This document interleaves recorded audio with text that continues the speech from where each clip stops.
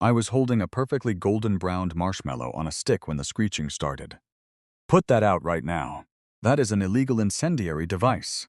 I blinked through the thin, wispy trail of pine-scented smoke. I slowly turned my head, my marshmallow still hovering exactly 3 inches above the glowing embers, and looked toward the property line. There she was, Brenda. My neighbor was aggressively pointing a perfectly manicured, French-tipped finger over the top of her pristine, 6-foot white vinyl privacy fence. She had a tactical LED flashlight in her other hand, and she was currently blinding me with the power of 1,000 suns. Was she joking? I squinted, trying to block the beam of light with my free hand. Nope, she was absolutely dead serious, because within 10 minutes, there were flashing red and blue lights reflecting off my driveway, over a s'more. And that, my friends, is exactly why 2 weeks later, I legally set fire to half an acre of land right next to her property. But let's back up. Let's set the scene properly, because context is everything when you're dealing with a neighborhood menace. It was a chilly Friday night in Asheville, North Carolina. If you've never been to Asheville in the late fall, let me paint you a picture.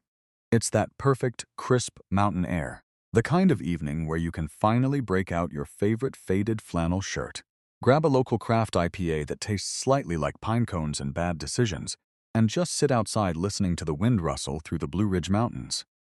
It was supposed to be a quiet night. Honestly, it was supposed to be the peak of relaxation after a week of back-to-back Zoom calls that could have been emails. I was chilling in my backyard, sitting in a ridiculously comfortable Adirondack chair. In front of me was my fire pit. Now, when I say fire pit, I need you to understand what we are talking about here. I am not talking about a towering bonfire. I am not talking about a roaring inferno of pallet wood and gasoline. I am talking about a $49.99 clearance Azel, black-stamped metal bowl from Lowe's. It was barely bigger than a standard salad bowl. It had a little mesh dome lid. Inside this tiny, pathetic excuse for a heat source, I had exactly 3 small, pre-cut logs of kiln-dried cedar burning. The flames were maybe 6 inches high. It was the equivalent of lighting 3 large candles and calling it a campfire. I had my graham crackers staged. I had my Hershey's chocolate broken into perfectly symmetrical rectangles. I had my marshmallow skewered on a telescoping metal rod. I was in the zone. I was executing the perfect roast. You know the technique. Slow rotation, staying out of the direct flame to achieve that caramelized, crispy outer shell while maintaining a molten, gooey center. It is an art form. I take it very seriously. And right at the critical moment of caramelization, the tactical flashlight hit my retinas. "Excuse me," the voice squawked again. I lowered my marshmallow, letting out a long, slow breath. "Evening, Brenda. How are we doing tonight?" "Do not evening me, Jake," she snapped. The flashlight beam danced wildly across my face, the fence, and my tiny metal bowl of embers. "You need to extinguish that immediately. Right now. Go get the hose." I chuckled, genuinely thinking this was just Brenda being her usual dramatic self. Brenda was the kind of neighbor who mowed her lawn twice a week and used ruler to make sure the grass blades weren't violating some unspoken neighborhood code. She was the kind of woman who had motion sensor floodlights that triggered if a squirrel even thought about crossing her property line. "Brenda, it's literally 3 tiny logs," I said, my voice calm, conversational. "I'm making a s'more. Do you want one? I have extra chocolate." "I do not want a s'more," she shrieked, the flashlight bobbing up and down. "I want you to follow the law. Asheville has strict city ordinances against open recreational fires within city limits. Municipal Code 34B. You are creating a public nuisance and a severe fire hazard." I stared at her, then I looked down at my fire pit. A single spark popped out, hit the mesh screen, and immediately died. "A severe fire hazard?" I asked, raising an eyebrow. "Brenda, I've seen Yankee candles with more aggressive flames than this."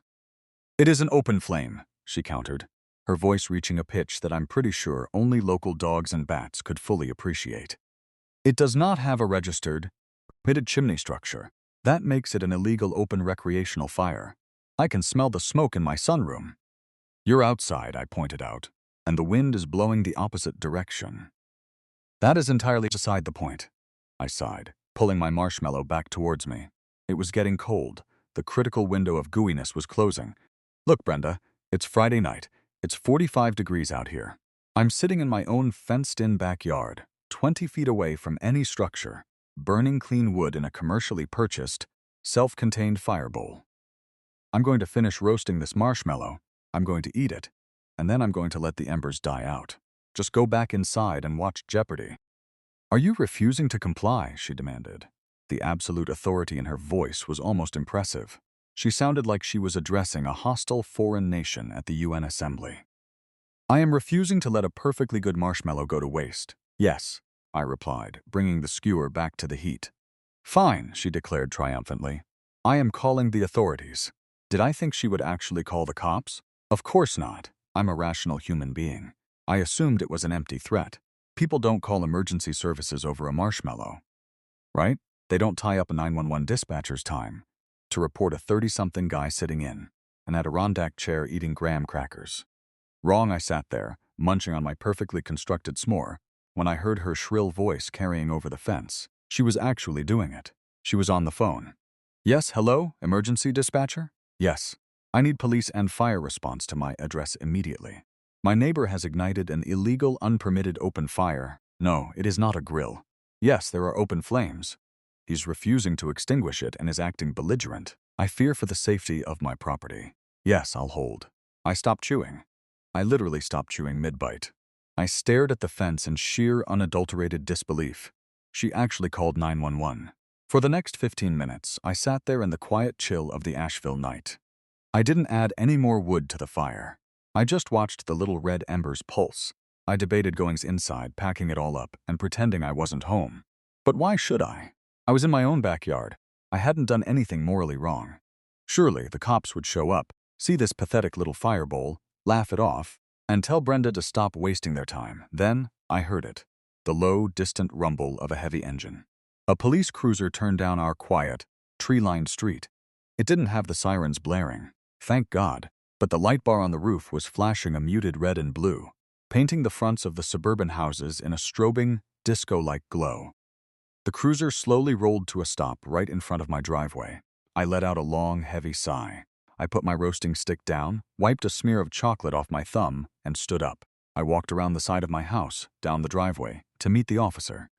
The driver's side door opened, and a cop stepped out. Let me describe Officer Reynolds to you. He was a guy who looked like he had been dealing with people's nonsense since the dawn of time. He was solidly built, maybe in his late 40s, with a slightly receding hairline and the kind of deep, dark bags under his eyes that only come from working night shifts in a town full of eccentric tourists, college kids, and apparently overly aggressive suburbanites. He adjusted his heavy-duty belt, rested his hand resting casually near his radio, and looked at me. Then he looked at my house. Then he looked back at me. Evening, Reynolds said. His voice was a low, gravelly baritone. It lacked any sort of urgency. It was the voice of a man who already knew this call was garbage. Evening, officer, I replied, leaning against my mailbox. I'm guessing you're here about the raging inferno in my backyard? Reynolds let out a slow breath that was half sigh, half grunt. He reached up and rubbed the bridge of his nose. Dispatch got a call about an unpermitted incendiary situation and a belligerent neighbor refusing to extinguish a hazard. He looked me up and down. I was wearing sweatpants, a flannel shirt, and holding a half-empty box of honey-made graham crackers.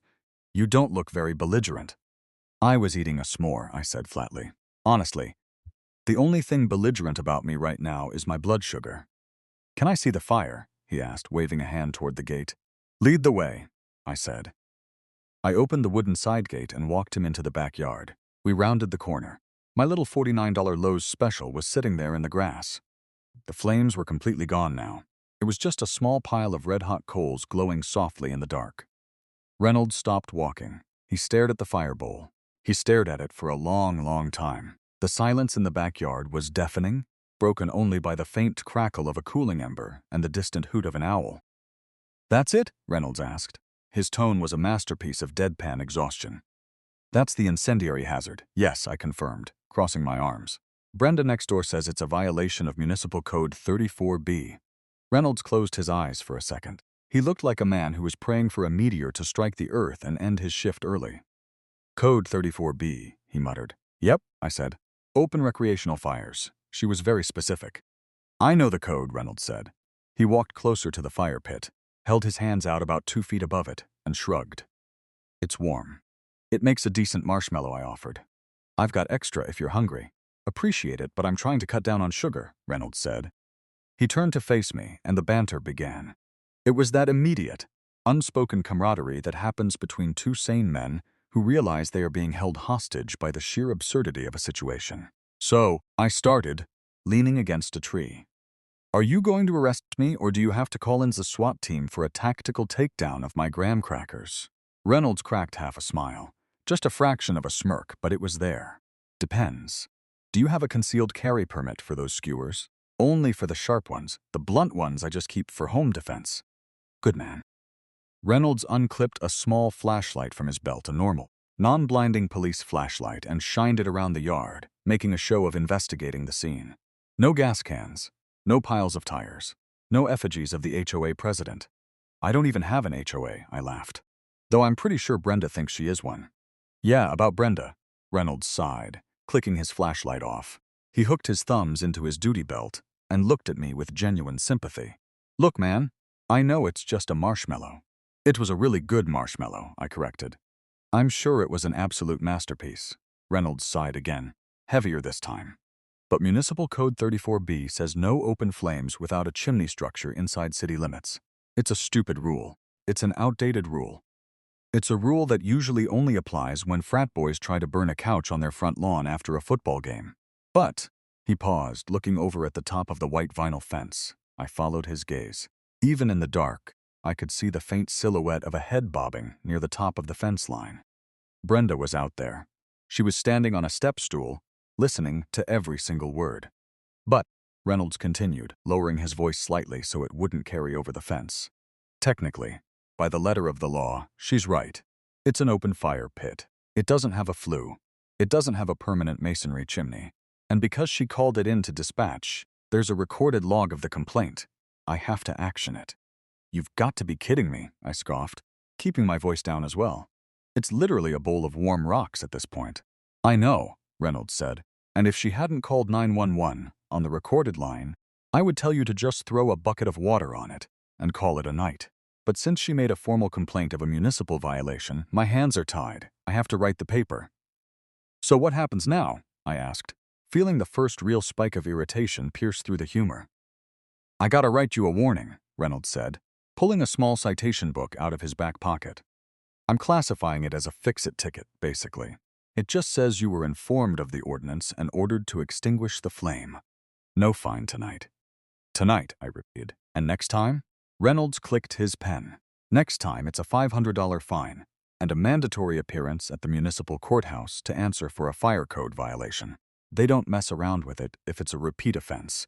Too many tourists burning down rental cabins in the mountains. He started scribbling on the pad. The scratch of the pen sounded incredibly loud in the quiet backyard. I stood there, processing this. A $500 fine for a backyard fire pit. A fire pit I had bought specifically because the box said, great for suburban backyards. A fire pit that was currently producing less heat than my laptop when I leave too many Chrome tabs open. This is ridiculous, I muttered. Preaching to the choir, buddy, Reynolds said, tearing the yellow carbon copy off the pad and handing it to me. Here, just don't light it again. At least not unless you build a brick chimney around it. Get a propane one. The code doesn't cover propane. They can't do anything about a gas flame. Propane s'mores taste like a gas station, I argued. They taste like not paying $500 to the city of Asheville, Reynolds countered smoothly. Have a good night. Put some water on those embers before I drive off, just so I can put it in my report. I took the yellow slip of paper. Thanks, officer. Stay safe out there. You too. Try to stay out of trouble with the warden, he murmured, nodding subtly toward the white fence. I watched Reynolds walk back down my driveway. I heard the cruiser door slam shut. The engine revved, the tires crunched on the asphalt, and the flashing lights faded away into the night, leaving my street completely dark and silent once again. I looked down at the yellow warning ticket in my hand. Violation, Municipal Code 34B. Description, unpermitted open recreational fire. Warned and advised. I crumpled the paper up and shoved it into my sweatpants pocket. I walked over to the garden hose, turned the spigot, and sprayed a quick jet of cold water into the little black bowl. The embers hissed violently, sending up a thick cloud of white steam. The fire was dead, and then I heard it. It was faint but unmistakable in the quiet night air. A laugh. A short, sharp, smug little chuckle coming from the other side of the white vinyl fence. I looked up. The beam of the tactical flashlight clicked on for just a brief second, illuminating the top of the fence. Brenda was still standing on her stepstool. She didn't say a word. She just shined the light on the steaming, wet ashes of my fire pit, let out that smug little laugh, clicked the flashlight off, and I heard the heavy thud of her back door closing and locking. She had won. She had weaponized the police department, ruined my Friday night, killed my s'more, and established dominance. She was sitting in her pristine living room right now, probably sipping a glass of Chardonnay, basking in the glory of her municipal victory. I stood alone in the dark, my hands clenching into fists. The sheer, unadulterated pettiness of it made my blood boil. It wasn't about safety. It wasn't about the smoke. It was about control. It was about Brenda needing to dictate exactly what happened within a 50-yard radius of her property. Next time, it's a $500 fine, Reynolds' words echoed in my head. No open flames, no recreational fires. Municipal Code 34B strictly prohibited it. I grabbed my roasting stick, the box of graham crackers, and the chocolate, and started walking toward my back deck. But halfway there, I stopped. I turned my head and looked to the right. My property is weirdly shaped. I have my main house, my manicured backyard, and then, extending directly to the right, sandwiched perfectly between my manicured lawn and Brenda's pristine white vinyl fence, is the lot. It's a half-acre strip of land that technically belongs to my parcel. When I bought the house, the realtor called it a bonus nature area. In reality, it was a half-acre of absolute chaos. It was an overgrown, tangled nightmare of dead blackberry brambles, thick invasive ivy, dried-out scrub oak saplings, and waist-high dead weeds. I never mowed it. I never maintained it. It just sat there, a wild, untamed jungle acting as a massive, ugly buffer zone, directly parallel to the entire length of Brenda's property line. I stared at the lot in the moonlight. The wind rustled through the dead, dry brush. It sounded brittle. It sounded like kindling. Brenda had called my tiny, pathetic little fire bowl a severe fire hazard. I looked at the half-acre of dead, dry vegetation practically leaning against her white fence. Now that was a fire hazard. If a stray spark hit that brush during a dry spell, the whole lot would go up in minutes. It was actually, legitimately, somewhat dangerous. The gears in my head slowly started to turn. A slow, creeping smile spread across my face in the dark. Brenda loved the law. She loved municipal codes. She loved using the system to enforce her will. But municipal codes are just local city rules. They are the bottom of the legal food chain. I walked up the stairs to my deck, pulled out my phone, and opened Google. I didn't search for Asheville city ordinances. I went higher. I searched for North Carolina state forestry laws. I stood there in the cold for 20 minutes, scrolling through dense legal jargon, statutes, and state environmental codes. And then, right there on the screen, illuminated in the blue light of my phone, I found it.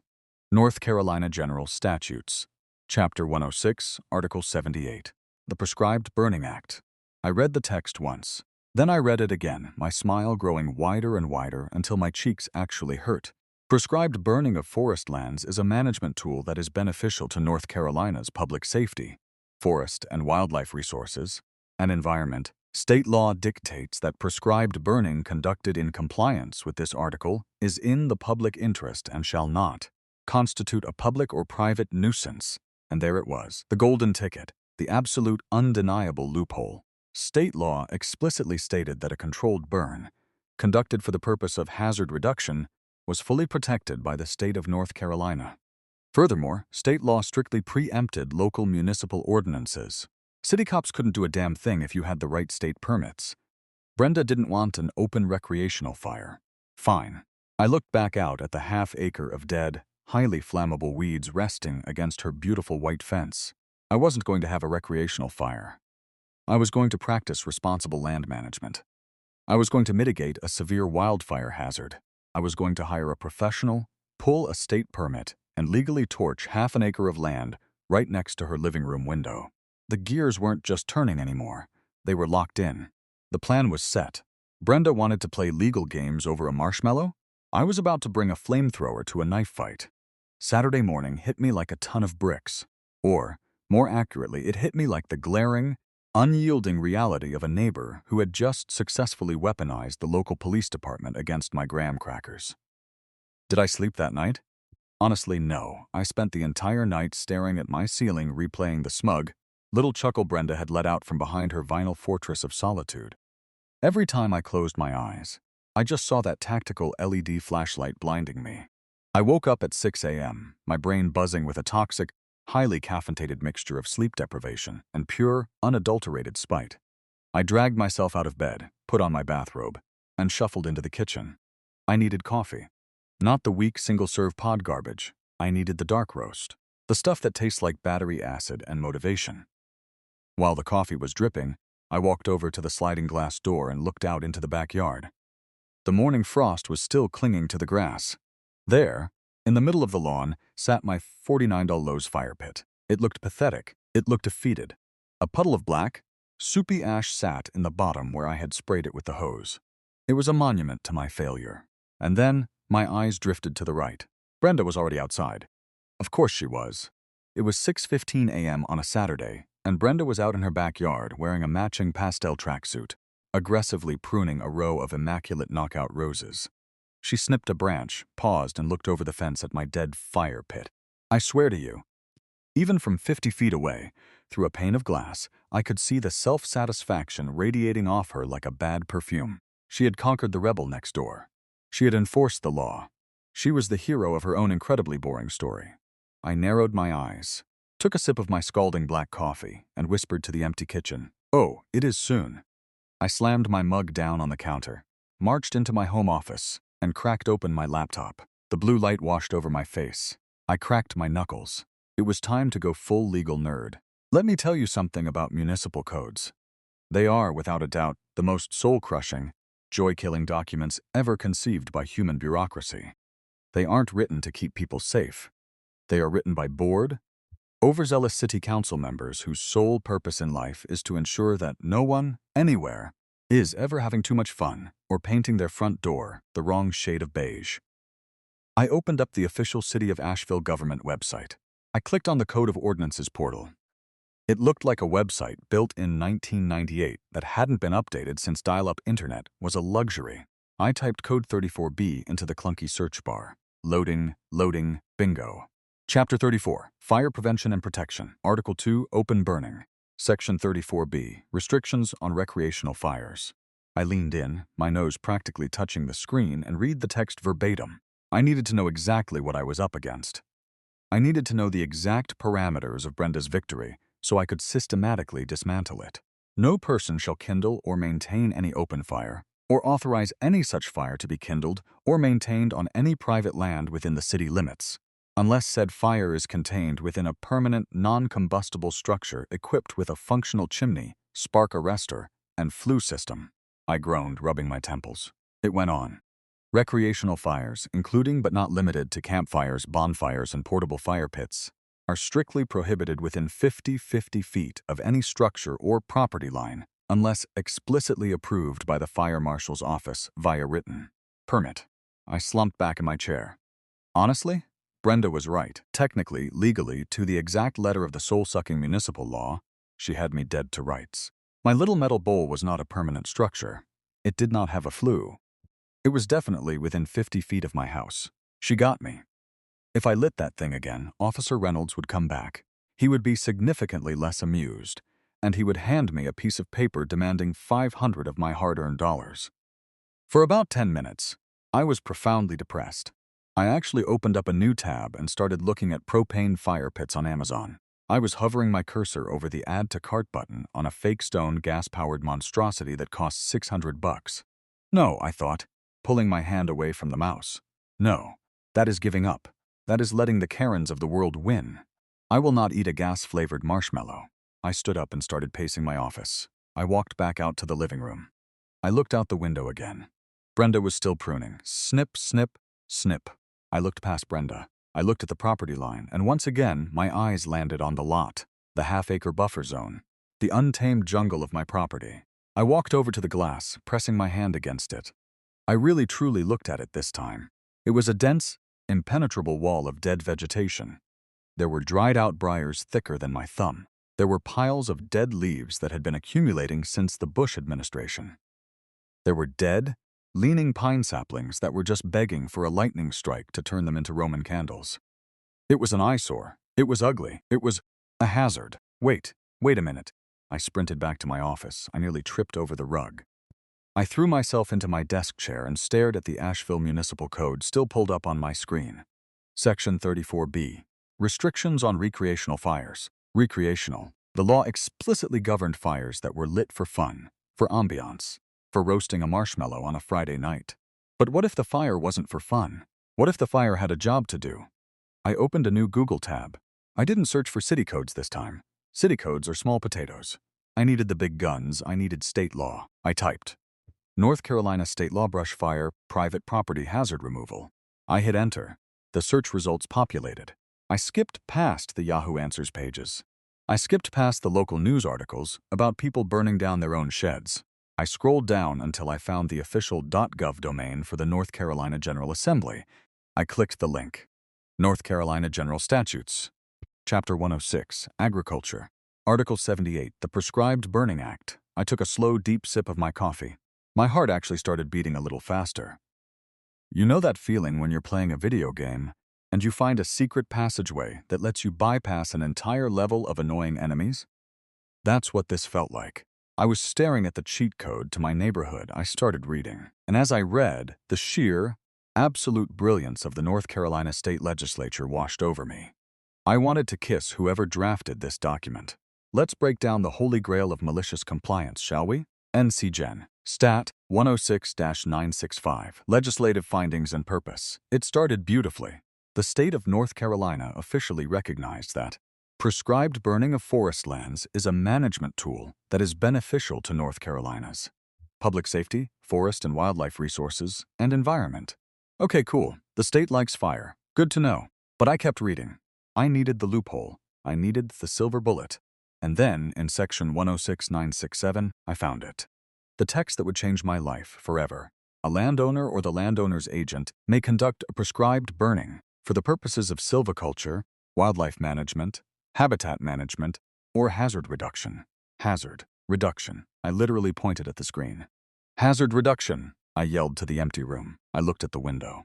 The overgrown lot wasn't just ugly. It was a massive accumulation of dry fuel. It was a textbook wildfire hazard, sitting right in the middle of a residential subdivision. Burning, it wasn't recreational. It was hazard reduction. It was a public service. I was practically a superhero. But wait, what about Brenda? What about the city code? Surely the city of Asheville would just use code 34B to override this, right? I scrolled down to the next paragraph. Section 106-968. Immunity from liability. Listen to me. Read these words carefully because they are poetry. Any prescribed burning conducted in compliance with this article is in the public interest and shall not constitute a public or private nuisance. Oh my God. Shall not constitute a public or private nuisance. Do you know what that means in legal terms? It means that if you follow the rules of this specific state law, no one, not your neighbor, not the HOA, not the guy down the street who hates the smell of smoke, can claim your fire is a nuisance. They legally cannot complain about it. But it got better. I kept reading, my eyes scanning the dense blocks of text, looking for the preemption clause. In law, preemption is the magical concept where a higher authority, the state, explicitly states that a lower authority, the city, can go pound sand. There it was. Buried in subsection C, no local government shall adopt or enforce any ordinance, rule, or regulation that prohibits or restricts prescribed burning conducted in accordance with this article. I stopped reading. I leaned back in my chair and stared at the ceiling. Let me translate this entire legal document into plain, snarky English for you. The state of North Carolina said, hey, if you have a bunch of dangerous dry brush on your property, you are absolutely allowed to burn it to the ground. In fact, we encourage it, and if your annoying neighbor Brenda calls the local city cops, those local cops are legally forbidden from stopping you because our state law completely overrides their stupid municipal bonfire rules. It was foolproof. It was bulletproof. It was the ultimate reverse Uno card. But there had to be a catch. There's always a catch in state law. You can't just walk out into your yard with a book of matches and a can of hairspray and claim you're doing hazard reduction. I dove back into the text, looking for the requirements. How exactly does one conduct a prescribed burn legally? Section 106-969. Requirements for prescribed burning. A prescription for the burn must be prepared. Basically, a written plan of how the fire will be managed. The burn must be conducted by or under the direct supervision of a certified prescribed burn manager. A permit must be obtained from the North Carolina Forest Service. Adjacent landowners must be notified. I tapped my fingers on the desk. Okay, so I couldn't do it myself. I needed a professional. I needed a certified prescribed burn manager. In the forestry world, they call this guy the burn boss. I needed to hire a burn boss, get a state permit, and then, oh, this was the sweetest part.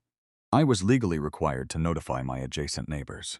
I was legally required to knock on Brenda's door and hand her a piece of paper telling her I was going to set a massive fire next to her house, and there was absolutely nothing she could do about it.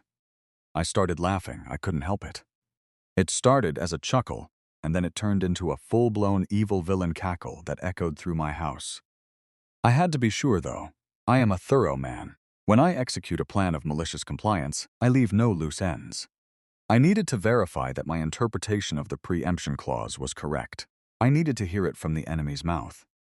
I picked up my cell phone, found the number for the Asheville City Code Enforcement Office, and dialed. It rang 4 times. Code Enforcement, this is Gary, a bored voice answered. Gary sounded like a man whose entire diet consisted of beige food and bureaucratic red tape. Hey, Gary, good morning, I said, putting on my absolute best, friendliest, gosh golly gee citizen voice.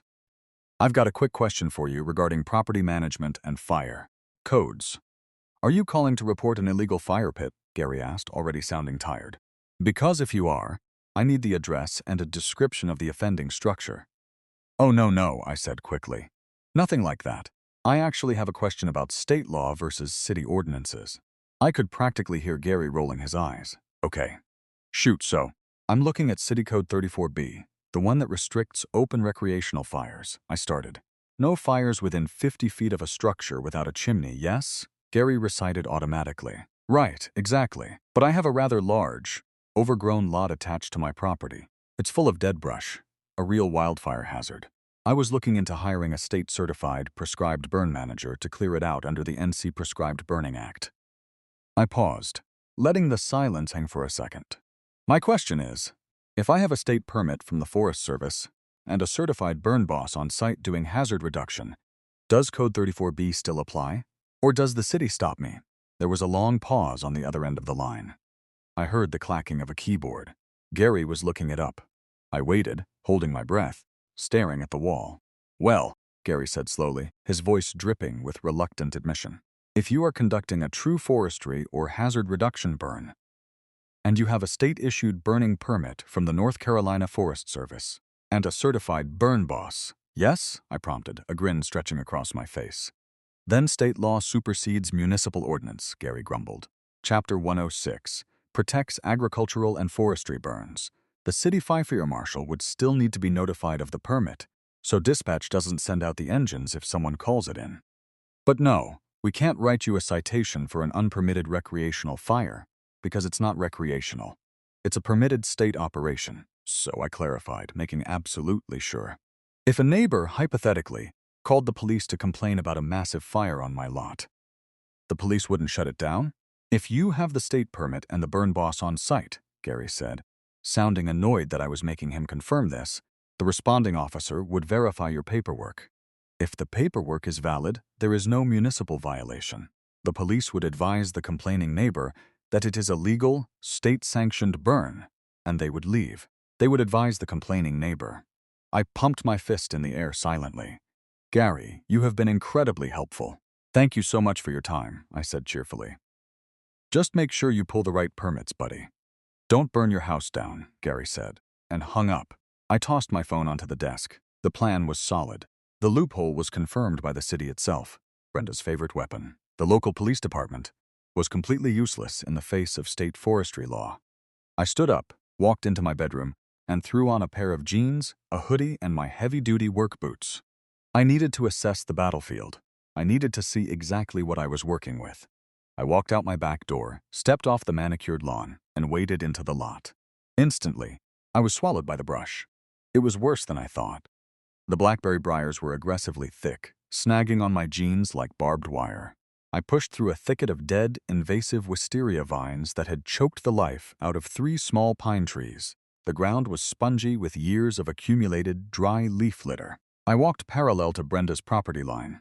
Her white vinyl fence was a stark, gleaming barrier against the chaotic mess of my lot. I stopped about 10 feet away from her fence. I looked at the sheer volume of dead wood and dry brush surrounding me. "Oh yeah," I muttered, kicking a dried-out stump. "This is a severe wildfire hazard. It would be irresponsible of me not to burn this." I paced out the dimensions. The lot was roughly half an acre. It was a long rectangle, running the entire length of my property and Brenda's property. If I cleared the center of it, leaving a small, safe dirt buffer against the fences, I would basically be creating a wall of fire right in her line of sight. I pulled out my phone and opened the compass app. I checked the prevailing winds. In the late fall in this part of Asheville, the wind almost always blew from the northwest to the southeast. I looked at my house northwest. I looked at Brenda's house southeast. Perfect. The wind would naturally blow the smoke directly over her pristine roof, completely bypassing my back deck. I spent the next hour walking the perimeter, taking photos of the dead brush, the leaning trees, and the general state of disrepair. I was gathering evidence. If I was going to hire a professional burn boss, I needed to prove to him that this wasn't just a petty neighbor dispute, even though it 100% was.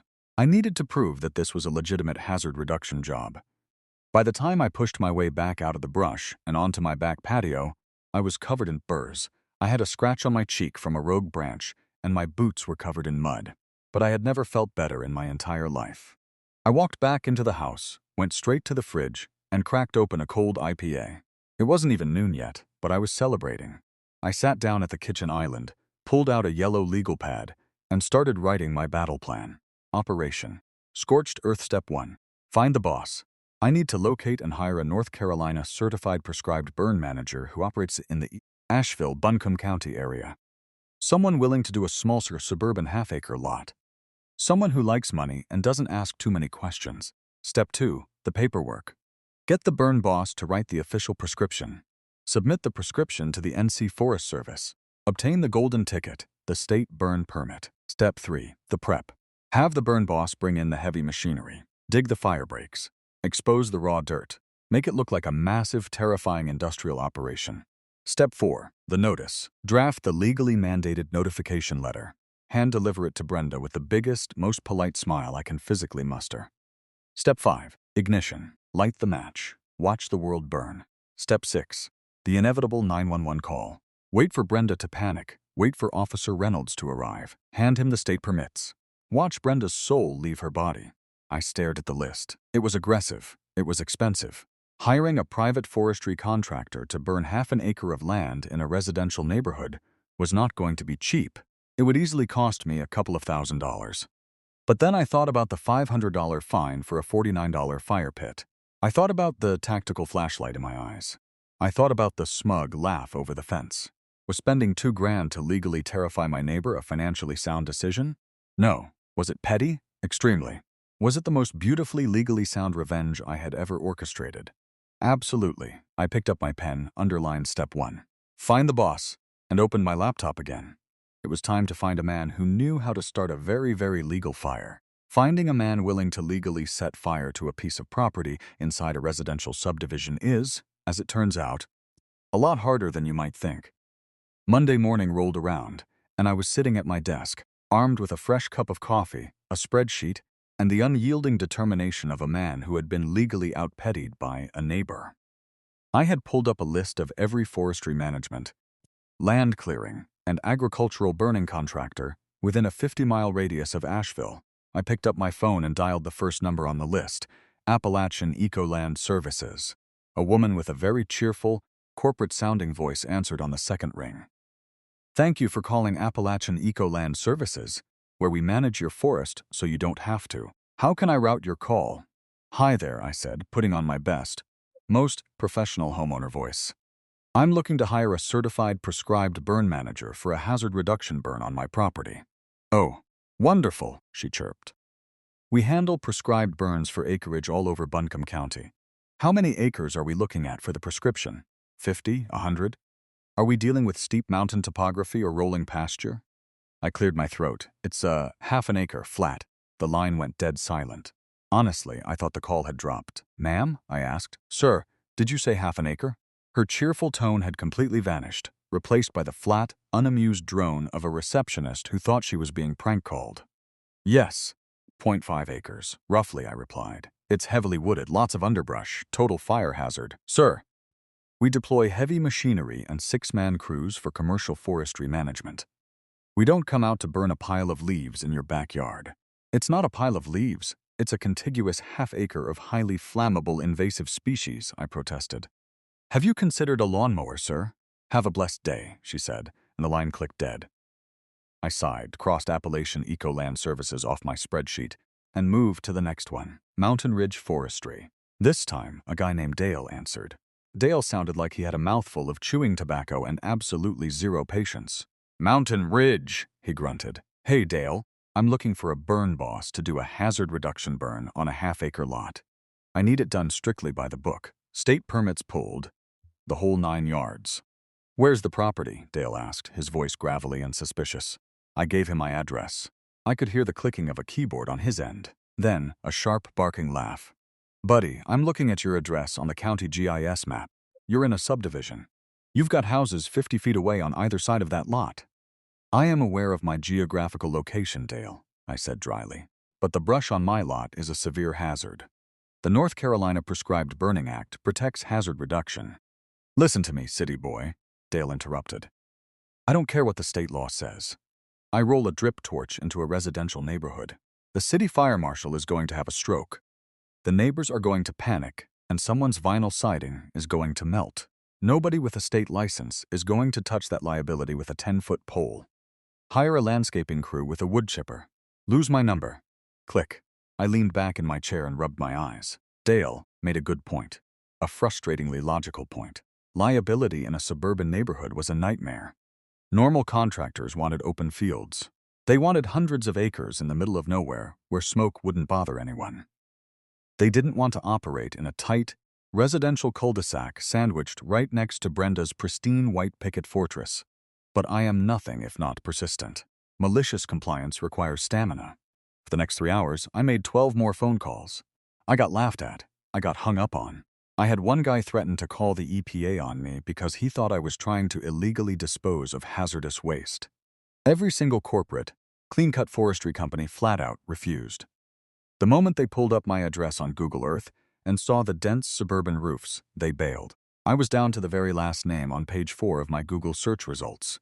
It wasn't even a company website. It was a bare-bones Craigslist ad that had been posted 6 months ago.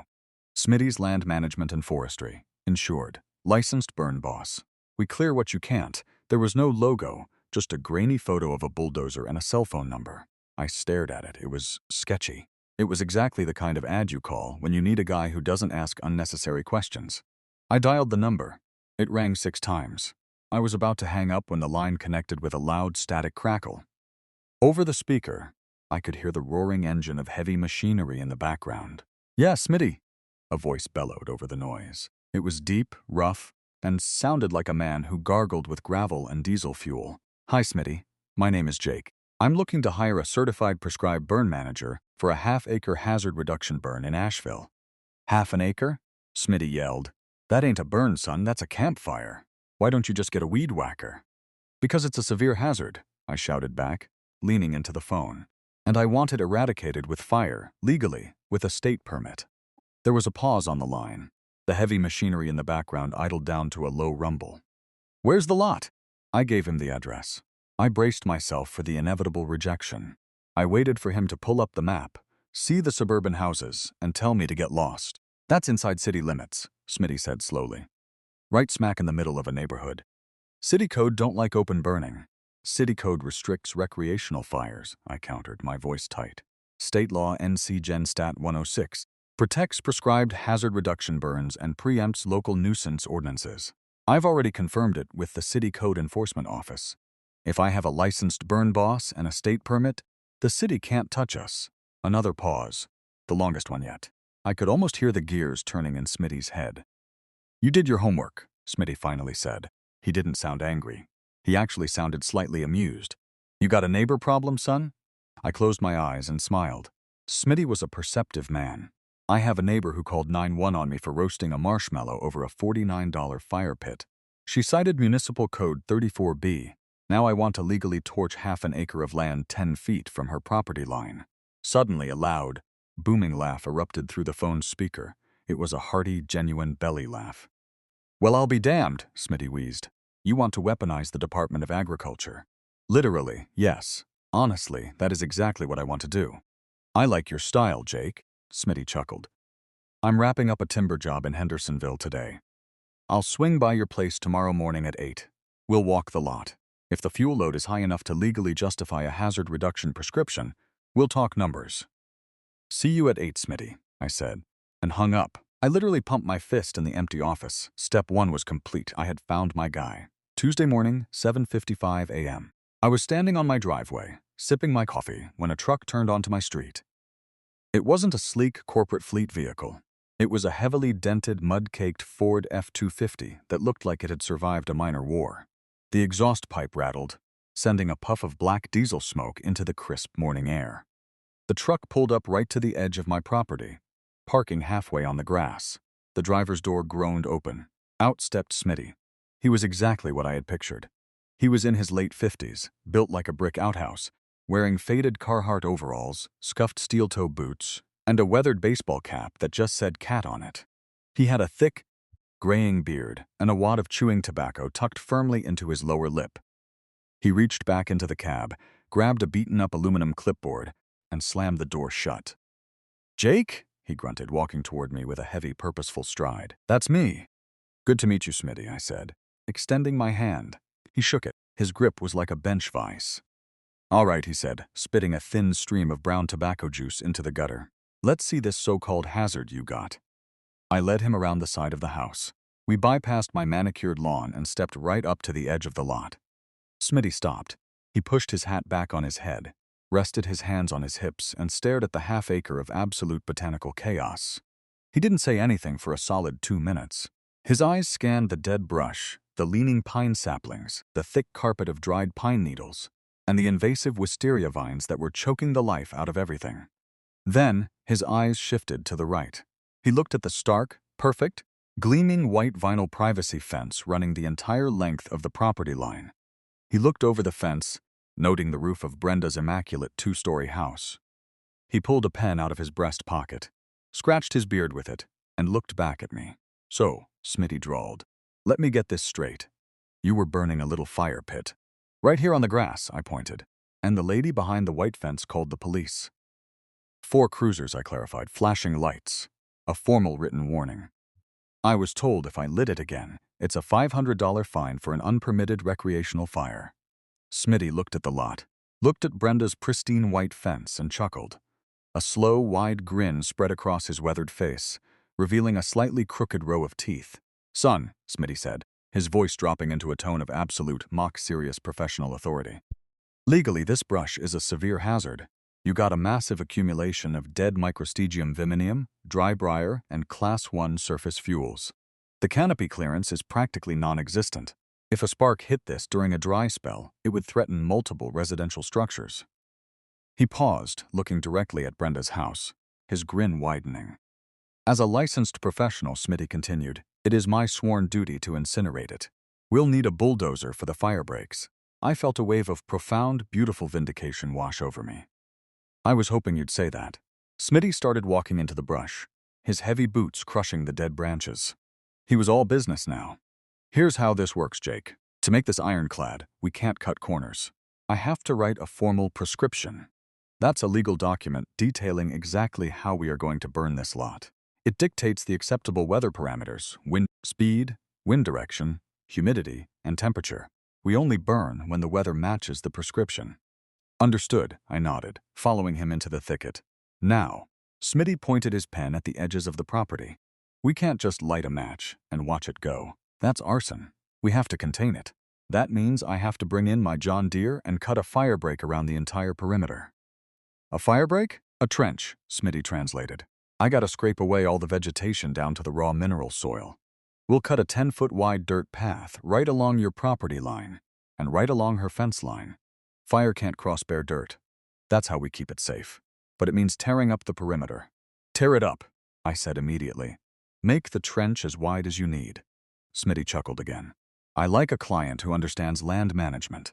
Once the fire breaks are in, I submit the prescription to the North Carolina Forest Service. They review it. Because I'm a certified burn boss, they usually approve it same day. We get the state permit number. The morning of the burn, I call the county dispatch center, give them the permit number and tell them we are going hot. So when Brenda calls 911, dispatch will already know. Smitty finished, spitting another stream of tobacco. They'll tell the responding officers it's a legal, permitted forestry operation. The cops will still show up because they have to respond to a panic call, but they can't do a damn thing to stop us. It's perfect, I breathed. It ain't cheap, Smitty warned, turning to face me. You're paying for my license, my liability insurance, the bulldozer rental, the permit fees, and a 3-man crew to run the drip torches and water tanks. For a lot this size, with this much suburban risk, I'm charging you $2,500. Flat rate. I didn't even flinch. I had already accepted the financial cost of my revenge. Smitty, if you can legally set fire to this lot and make my neighbor watch while the police tell her to step back, I will write you a check right now. Smitty held out his massive calloused hand. We have a deal. I'll draft the prescription tonight. I'll get the machinery over here by Thursday to cut the brakes. We burn on Friday, assuming the wind is blowing northwest to southeast. Directly over her roof, I confirmed. Directly over her roof, Smitty agreed, shaking my hand. The next 3 days were a masterclass in bureaucratic anticipation. Smitty wasn't just a guy with a torch. He was a meticulous professional. On Wednesday, he emailed me a copy of the official prescribed burning plan. It was a beautiful, intimidating, 5-page document filled with highly technical jargon. It listed the fuel model as high volatile surface shrub. It detailed the ignition strategy as a backing fire transitioning into a flanking strip head fire. It had a whole section on smoke management that legally validated my right to produce massive amounts of particulate matter. But the best part? The bottom of page 5. There, stamped in bold, official black ink, was the seal of the North Carolina Department of Agriculture and Consumer Services. Next to it was an authorization code. Permit status, approved. I printed it out. I put it in a clear plastic sheet protector. I carried it around my house like a proud father holding a newborn baby. It was my shield. It was my sword. It was my get-out-of-jail-free card. Thursday morning, the real fun began. I was sitting in my home office at 7 a.m. when my entire house began to vibrate. It wasn't a subtle tremor. The coffee in my mug literally started rippling like the glass of water in Jurassic Park. I heard the deep, guttural roar of a heavy diesel engine, followed by the loud metallic clang of a loading ramp hitting the asphalt. I rushed to the front window. Smitty hadn't just brought a tractor. Smitty had brought an industrial-grade, yellow John Deere bulldozer. It was sitting on a massive flatbed trailer parked right in the middle of our quiet suburban cul-de-sac. A crew of 3 guys in high-visibility orange shirts and hard hats were unchaining the beast. The neighborhood, usually dead silent at this hour except for the sound of sprinklers and chirping birds, was suddenly overwhelmed by the mechanical roar of heavy industry. I walked out my front door just as Smitty threw the bulldozer into reverse. The massive metal tracks ground against the pavement, leaving faint white scratch marks as he maneuvered it off the trailer and onto my driveway. "Morning, Jake," Smitty yelled over the engine, sitting in the cab and pulling a pair of safety glasses over his eyes. "Smitty, you brought the big guns," I yelled back, genuinely awed by the sheer overkill of the machine. "Can't cut a proper fire break with a shovel, son," he bellowed. He shifted gears. The bulldozer lurched forward, leaving the concrete driveway and sinking its metal treads into the soft grass of my front lawn. He steered it directly toward the lot. I jogged around to the backyard to watch the show. The moment the bulldozer hit the wall of brush, it didn't even slow down. The massive steel blade dropped, and with a sickening crunch of snapping wood and tearing roots, Smitty drove straight into the jungle. He was creating the fire break. He drove the dozer in a straight line, parallel to my manicured lawn, scraping away decades of overgrowth, ivy, and topsoil. Behind the machine, he left a pristine 10-foot-wide path of raw, exposed red Carolina clay. He reached the back of the property line, executed a tight, jerky turn that shook the ground, and started making his way up the right side of the lot, directly parallel to Brenda's white vinyl fence. The diesel engine was screaming. The metal tracks were clanking. Huge plumes of dust and exhaust were rising into the air, and right on cue, the back door of Brenda's house flew open. She came storming out onto her back patio, clutching a pink silk bathrobe tightly around her waist, her hair a frazzled mess. She looked absolutely bewildered. She stared at the massive yellow machine tearing up the earth, literally 4 feet away from her property line. I stood on my back deck, sipping my coffee, watching her brain try to process what she was seeing. Smitty dropped the blade again. Crunch! A 12-foot-tall dead pine sapling snapped in half and was pushed into a massive pile of debris. The vibration rattled Brenda's white fence so hard I thought the vinyl panels were going to pop out of their frames. "Excuse me!" Brenda shrieked. Her voice was completely drowned out by the roar of the John Deere. "Excuse me!" she screamed again, running off her patio and marching right up to her fence line. She was waving her arms frantically, coughing as a cloud of diesel exhaust blew directly over her pristine rose bushes. Smitty saw her. He stopped the bulldozer. He throttled the engine down to a low, deafening idle. He pushed the side window of the cab open and leaned out. "Can I help you, ma'am?" Smitty shouted, his voice rough and entirely devoid of customer service politeness. "What in the name of God are you doing?" Brenda shrieked, pointing an accusatory finger at the massive trench of raw dirt he was carving into the earth. "You are causing an earthquake. You are damaging the structural integrity of my fence. I demand you turn that machine off right now." Smitty slowly reached into his shirt pocket, pulled out his tin of chewing tobacco, and packed a fresh pinch into his lip. He took his sweet time. He looked down at Brenda from the elevated cab of the dozer, looking at her the way a mechanic looks at a broken spark plug. "Can't do that, ma'am," Smitty called out, loudly and clearly. "And why not?" Brenda demanded, her face turning a vibrant shade of magenta. "This is a residential neighborhood. You cannot operate heavy industrial machinery at 7:30 in the morning. I know the noise ordinances. I will call the police." Smitty didn't flinch. He didn't argue. He just reached up, grabbed the brim of his weathered cat hard hat, and tipped it respectfully to her. "Forestry management, ma'am," Smitty yelled back. "We're cutting fire breaks." Brenda froze. Her arm, which had been pointing aggressively at the dozer, slowly lowered. Her face contorted into a mask of pure, unadulterated confusion. "Fire breaks?" she repeated, the wind carrying her shrinking voice over the rumble of the engine. "What do you mean, fire breaks? For what?" Smitty leaned a little further out the window. He pointed a thick, calloused finger at the massive pile of dead brush, dried leaves, and splintered wood he had just pushed into the center of the lot. "For the hazard reduction burn, ma'am," Smitty said cheerfully. "Property owner hired us to incinerate the fuel load. Going to be a big one. Lighting it up tomorrow morning." Brenda's eyes went wide, wider than I had ever seen them. All the color drained from her face. She looked from Smitty to the massive pile of dead brush, and then, slowly, her eyes tracked across the lawn until she saw me standing on my back deck. I didn't say a word. I just stood there, holding my coffee mug. I raised the mug slightly in the air, giving her a silent, polite little toast. "A burn?" Brenda gasped, her voice trembling. You can't have a fire. City Code 34B strictly prohibits open fires. I called the police on him for a fire pit just last week. He has a warning.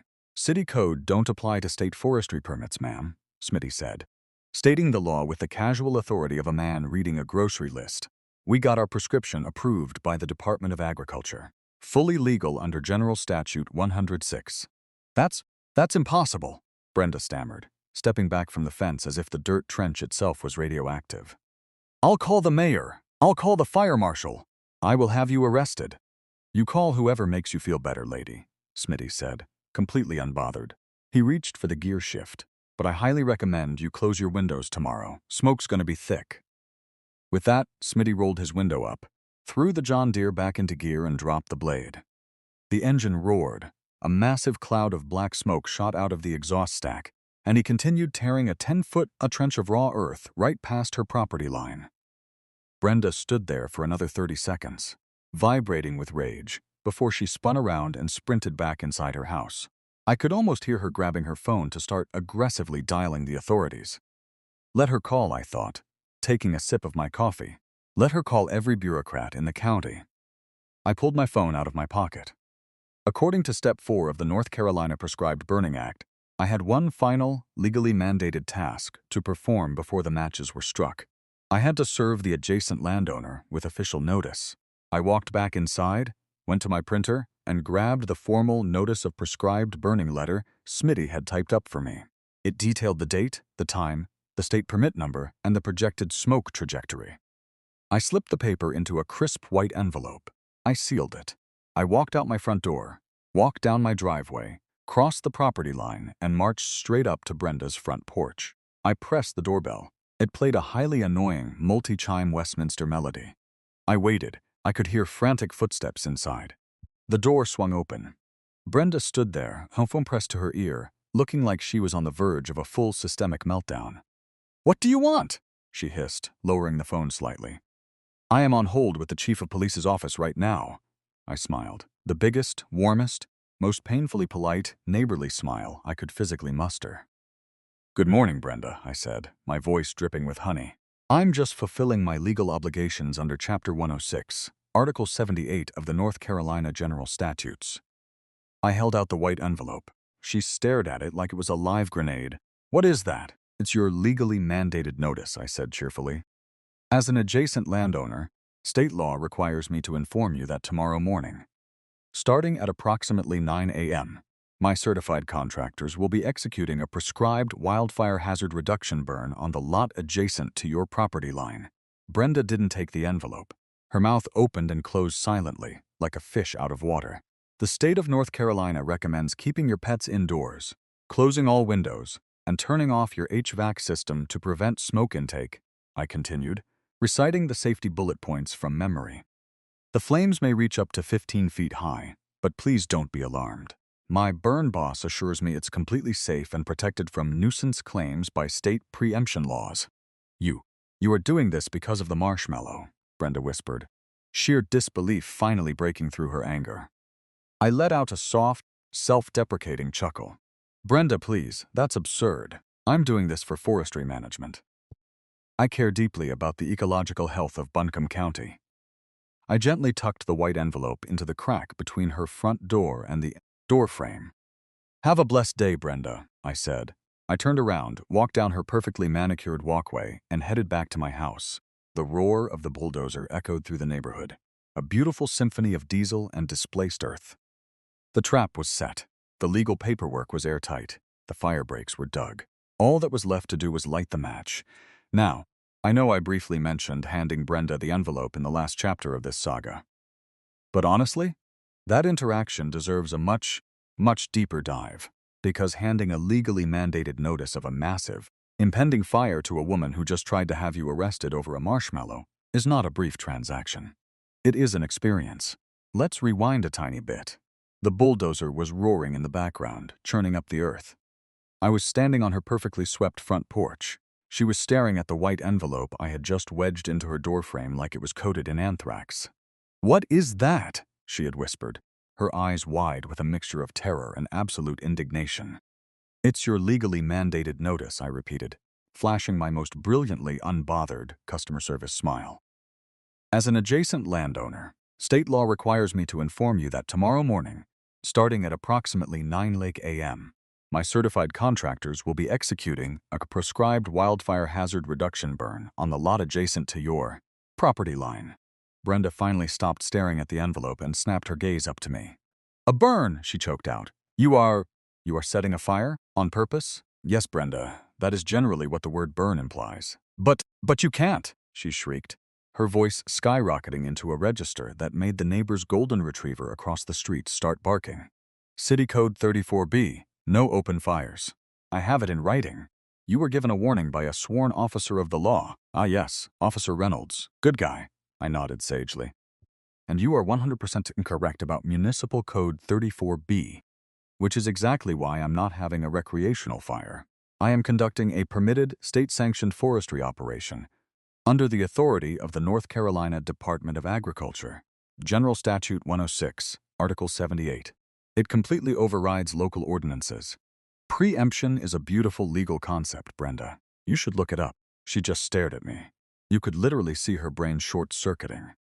Her worldview, a world where her complaints were absolute law, where her calls to 911 dictated the behavior of everyone within a 3-block radius, was crumbling in real time. And then, the panic set in. "You are insane," she yelled, stepping out onto the porch and getting right in my face. "You are a lunatic. You are doing this because I called the police on your stupid little fire pit. You are trying to burn my house down over a marshmallow. I am doing this because there is a severe accumulation of Class 1 surface fuels on my property, I replied smoothly, crossing my arms. It's a hazard. You said so yourself, remember? You said my fire pit was a severe fire hazard. You opened my eyes, Brenda. You really did. I looked at that lot, and I realized you were right to be concerned about safety. So, I am mitigating the hazard. I am calling the mayor, she screamed, her face practically purple. I am calling the governor. I will call the fire marshal, the EPA, and the Department of Homeland Security if I have to. You are not starting a wildfire next to my vinyl siding. I reached into my pocket. Brenda flinched back, probably thinking I was pulling out a lighter or a stick of dynamite. Instead, I pulled out a small, clear plastic sandwich bag. Inside the bag was a single, pristine, fluffy white marshmallow. I held it out to her. I bought a fresh bag, I offered, my voice entirely sincere. If you want, I can ask Smitty, the burn boss, to let you roast one tomorrow. The flames might be 10 or 15 feet high, so you'll need a really, really long stick. But the offer stands. Brenda smacked my hand away. The baggie fell to the porch. Get off my property, she hissed. Get off my property before I have you arrested for trespassing. Have a blessed day, Brenda, I said softly. I turned around and walked away. As I strolled down her perfectly edged concrete walkway, the majestic roar of Smitty's bulldozer echoed behind me, perfectly harmonizing with the sound of Brenda slamming her front door so hard the decorative stained glass window rattled. The rest of Thursday was a masterclass in psychological warfare, and I didn't even have to do anything. I just sat on my back deck, drinking coffee, and watched Brenda absolutely lose her mind. She spent the entire afternoon preparing for the apocalypse. 1 p.m. I watched her drag 3 garden hoses across her lawn, linking them together so she could aggressively spray down her vinyl fence and the side of her house. She stood there for an hour, soaking her property in city water, glaring at me through the chain-link gate. 2:30 p.m. A massive box truck pulled up to her driveway. It was a local HVAC company. I watched, amused, as 2 technicians installed heavy-duty HEPA filter wraps over her outdoor air conditioning unit. 4 p.m. She was out in her yard with a tape measure, taking photos of the dirt firebreak Smitty had dug. She was holding a copy of the city municipal code book, angrily pointing at the dirt while her husband, a guy named Greg, who always looked incredibly tired, took pictures with an iPad. Through it all, I remained serene. I was shielded by the impenetrable armor of state bureaucracy. But I'll be honest with you. As Thursday evening faded into Thursday night, a tiny, nagging sliver of pre-burn anxiety started to creep in. Did I have the state permit? Yes. Was it completely legal? Yes. But I was about to authorize a man to intentionally set fire to a half-acre of highly flammable, bone-dry vegetation located roughly 30 feet from my own bedroom window. I walked out to the edge of the firebreak in the dark. The trench was 10 feet wide, scraped down to raw red clay. It looked like a moat. But the brush pile Smitty had pushed together in the center of the lot was massive. It was a jagged, tangled mountain of dead wood, dry vines, and pine needles. It looked like a bonfire built for a giant. What if the wind shifts? I thought, staring at the imposing silhouette of the brush pile. What if a spark jumps the firebreak? What if I actually do melt Brenda's fence? I shook my head. No. Trust the burn boss. Trust the maliciously compliant legal system. I barely slept that night. I was practically vibrating with anticipation and nervous energy. Friday morning, 8 a.m. The cavalry arrived. If Smitty's bulldozer entrance on Thursday was impressive, Friday morning's arrival was a full-blown tactical deployment. 3 heavy-duty pickup trucks pulled into my cul-de-sac. They didn't park in the driveway. They drove right up onto my front lawn, positioning themselves strategically. Smitty stepped out of the lead truck. He wasn't wearing his faded overalls today. He was wearing full, high-visibility yellow Nomex fire gear. The flame-resistant pants, the heavy jacket, the thick leather gloves hanging off a carabiner on his belt. He looked like a man preparing to walk into a volcano. Behind him, 3 other guys hopped out of the trucks. They were all wearing the same yellow Nomex gear, hard hats, and heavy boots. These weren't landscapers. This was a highly trained, state-certified wildland firefighting crew. "Morning, Jake!" Smitty barked, slapping his clipboard against his leg. "Smitty," I said, walking out to meet them. My heart was pounding. "You guys look like you're ready for war. Fire is a living thing, son. You don't disrespect it," Smitty grunted. He turned to his crew. "All right, boys, let's gear up and get the wet lines laid out. Wind is steady from the northwest, 6 knots. Humidity is right in the sweet spot. We have a green light on the prescription. I watched in sheer awe as the crew went to work. It was a beautifully choreographed display of overkill. They didn't just have garden hoses. They pulled massive, thick, yellow canvas fire hoses off the beds of their trucks. Each truck was equipped with a 300-gallon water tank and a high-pressure, gasoline-powered water pump. They ran the hoses down to the sides of the property, laying one line along my manicured grass and another line directly inside the dirt trench next to Brenda's fence. They were establishing a perimeter of water to back up the perimeter of dirt. Then, out came the real toys. One of the crew members, a kid who couldn't have been older than 22, but had the 1,000-yard stare of a seasoned veteran, started pulling metal canisters out of a truck bed. "What are those?" I asked, pointing at the red, vaguely cylindrical cans with strange looping handles and spouts. "Drip torches," Smitty said, walking over and inspecting one. "The greatest tool in forestry management. Holds a mixture of 3 parts diesel, 1 part gasoline. You light the wick on the end of the spout. As you tip it, the fuel flows over the burning wick, and you lay down a solid line of liquid fire." I swallowed hard. Liquid fire. I looked back at my backyard. I pictured my tiny, $49 Lowe's fire pit. It had held 3 small logs. It had produced a flame roughly the size of a pigeon. I looked at the men in fireproof suits, the industrial water pumps, the 300-gallon tanks, and the cans of liquid fire. The contrast was so absurd, so monumentally hilarious, that I actually started to laugh out loud. I couldn't help it. I was spending thousands of dollars, mobilizing heavy machinery, and deploying a tactical fire squad, all because Brenda couldn't handle the smell of a roasting marshmallow. It was the most beautiful, petty thing I had ever orchestrated in my entire life. "All right," Smitty said, his voice cutting through my laughter. He pulled a heavy radio off his belt and clicked the button. "County Dispatch, this is Burn Boss 402. North Carolina Forest Service permit number 88 Delta Niner. We are on site at my address. We are initiating a prescribed hazard reduction burn. Please advise all units." The radio crackled. "Copy that, 402. Permit verified. Good luck out there." Smitty clipped the radio back to his belt. He looked at his watch. 8:55 a.m. "We lighted at 9, Smitty said. He turned and looked toward Brenda's house. I followed his gaze. Brenda was standing on her back patio. She wasn't pruning roses today. She was standing perfectly still, holding her phone to her ear, staring at the men in the yellow fire suits. Even from this distance, I could see the absolute terror in her eyes. Her husband, Greg, was standing behind her, holding a fire extinguisher that looked like a toy compared to the water cannons Smitty's crew had set up. "She called the cops yet?" Smitty asked, a grim smile playing on his lips. "I guarantee she's on the line with 911 right now," I said. Smitty nodded. "Good, let 'em come," he signaled to his crew. The 3 men picked up their drip torches. They grabbed lighters. They flicked the flames and lit the wicks on the end of the metal spouts. The wicks caught fire. Small, yellow flames danced at the end of the metal tubes. Smitty looked at his watch one last time. 9 a.m. "Ignition," Smitty commanded. I stepped back onto my deck. I wanted a front row seat, but I also wanted to be very, very far away from the brush pile. The crew moved with terrifying efficiency. They didn't just walk up and throw a match into the center. That's amateur hour. They executed a tactical firing pattern. 2 men with drip torches walked to the very back of the lot, near the rear property line.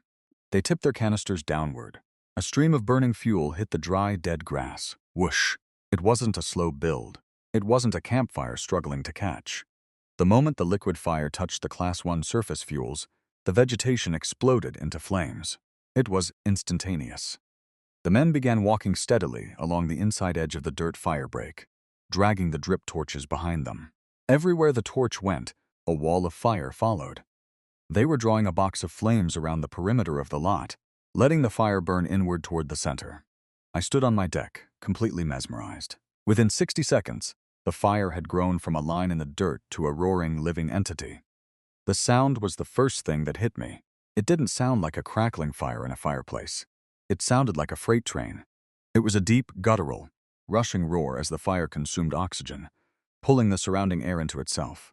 Then the heat hit me. I was standing 40 feet away, on an elevated wooden deck, and it felt like someone had just opened the door to an industrial blast furnace directly in my face. The sheer thermal energy radiating off the lot was staggering. I had to take a step back and raise my arm to shield my face. The flames reached the massive pile of dead brush Smitty had pushed into the center. When the fire hit that pile, it went vertical. A column of bright orange and red flames shot 10, maybe 15 feet into the air. Thick black smoke billowed upward, catching the northwest wind perfectly, just as Smitty had predicted.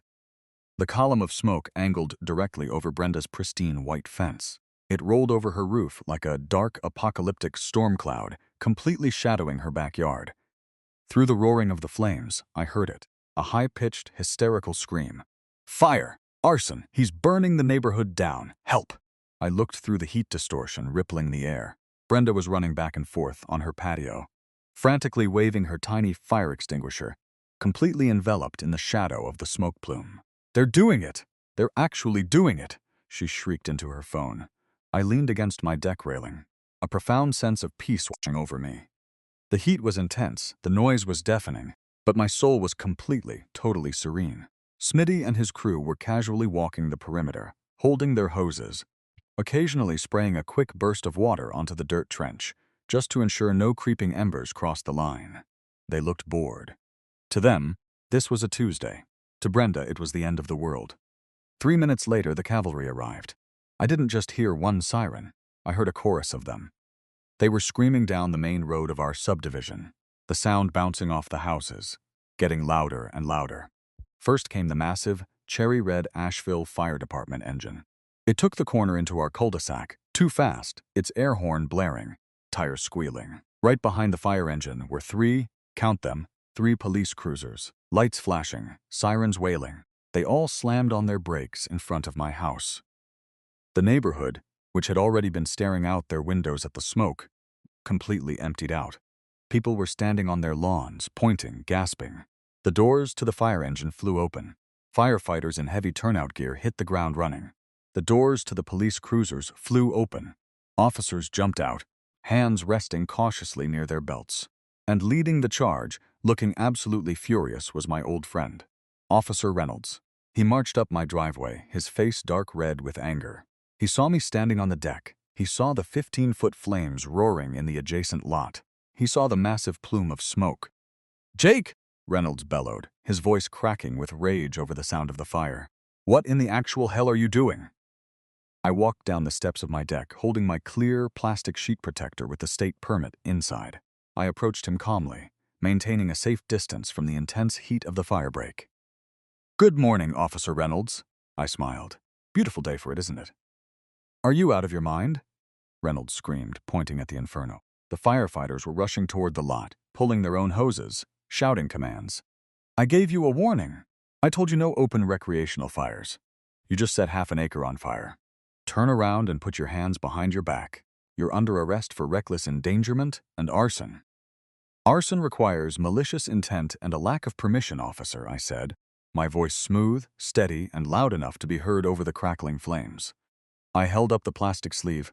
"I'm not having a recreational fire.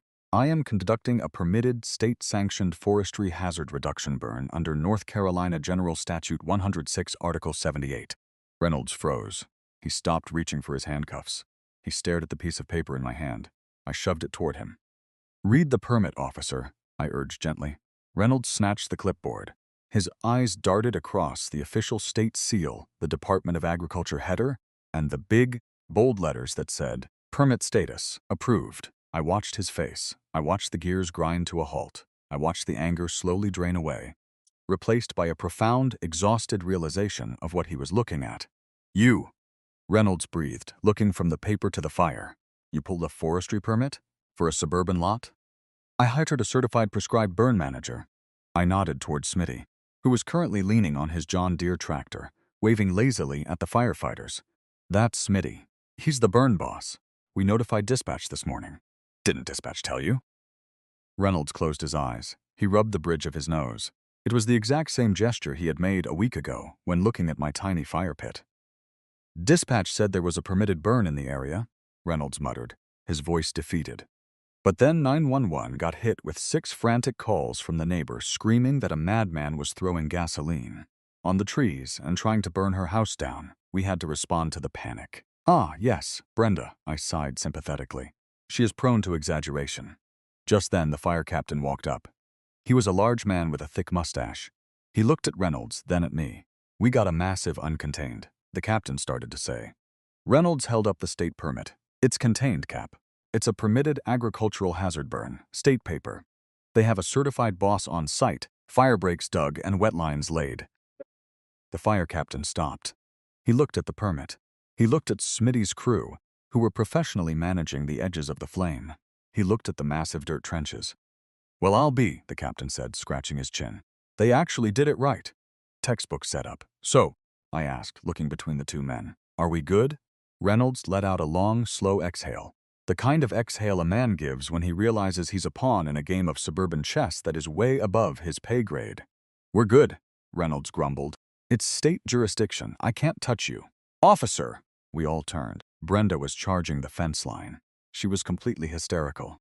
She had dropped the hose. She was waving her arms, her face streaked with tears and soot. "Arrest him!" she shrieked over the roar of the flames. "He is burning my property value. He is trying to kill us. Arrest him right now." Reynolds looked at me. I gave him a polite, encouraging nod. "Your turn, buddy." Reynolds sighed heavily, adjusted his duty belt, and walked toward the firebreak, stopping a safe distance from the intense heat. He looked over the flames directly at Brenda. "Ma'am," Reynolds yelled, using his best command voice. "Step back from the fence." "Arrest him," she screamed back. "I cannot do that, ma'am," Reynolds shouted. "This is a legally permitted, state-authorized forestry operation. He has the proper paperwork from the Department of Agriculture. He is breaking no municipal or state laws." Brenda gripped the top of her white vinyl fence. She looked like she was going to rip it out of the ground with her bare hands. "But the city code," she wailed. "Municipal Code 34B. You wrote him a ticket. State law preempts city ordinance, ma'am," Reynolds yelled back, reciting the painful truth I had forced him to accept. "The city has no jurisdiction over a permitted prescribed burn. Now please, for your own safety, go back inside your home and close your windows." Brenda stared at him. She stared at the firefighters, who were now leaning against their engine, casually watching the flames consume the brush. She stared at Smitty, who tipped his hard hat to her again. And then she looked at me. I didn't gloat. I didn't laugh. I just stood there on my lawn, a free citizen of the great state of North Carolina, exercising my legal rights to land management. Brenda let out a sound that I can only describe as the dying screech of a deflating balloon. She turned around, ran back into her house, and slammed the door so hard I'm surprised it didn't shatter. Fires are violent, intense, and terrifying, but prescribed fires, managed by professionals, are incredibly efficient.